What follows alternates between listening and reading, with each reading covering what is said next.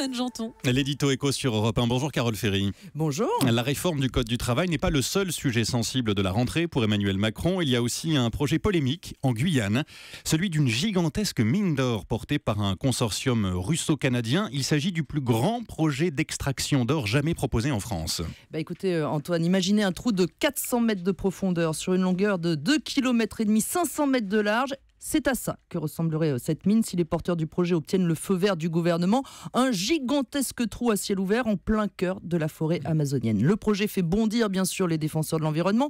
Plus d'une centaine d'organisations nationales et internationales sont mobilisées. Une pétition a déjà recueilli près de 200 000 signatures. Sur place, en Guyane, le collectif Hors de question multiplie les mouvements de contestation depuis des mois. Sauf que ce projet, c'est aussi la promesse de 3 700 emplois, 300 millions d'euros par an de retombées fiscales, une aubaine pour ce territoire ravagé par la pauvreté dont la population, souvenez-vous, était descendue dans les rues de Cayenne il y a quelques mois seulement.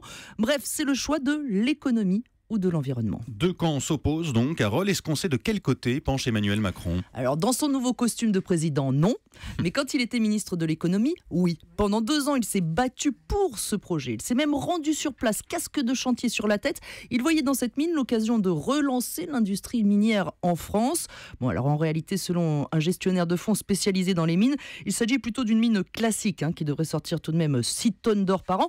C'est correct, mais pas exceptionnel. Pour vous donner une idée, la demande en or est de 3 500 tonnes par an. D'un point de vue économique, est-ce que c'est réellement rentable de détruire la forêt amazonienne pour 6 tonnes d'or par an ? Alors, tout dépend du cours de l'or. Ouais. En ce moment, il est à 1 200 $ l'once et à ce prix-là, la mine, oui, serait déjà rentable. Mais surtout, selon les spécialistes, tous les indicateurs montrent que le cours de l'or va plutôt continuer à grimper dans les années qui viennent. Et forcément, la rentabilité de la mine avec.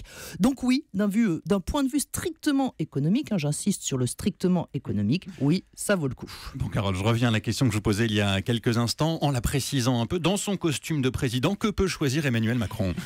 Clairement, aujourd'hui, cette mine d'or, c'est un boulet de plomb pour le président. Il y a fort à parier qu'au final, le choix soit plutôt...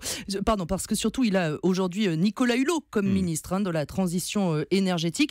Et il y a fort à parier qu'au final, le choix soit plutôt de mettre ça dans les mains d'un débat public. Et il y en a un prévu en octobre, mais il s'agit d'un débat informel. Là, il serait confié à la Commission nationale du débat public pour aller étudier le sujet dans ses moindres détails.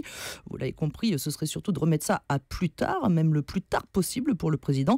C'est ce qui s'est passé par exemple pour l'aéroport de Notre-Dame-des-Landes ou le projet d'enfouissement des déchets nucléaires de Bure. L'édito écho sur Europe 1 signé Carole Ferry. Merci Carole et à demain.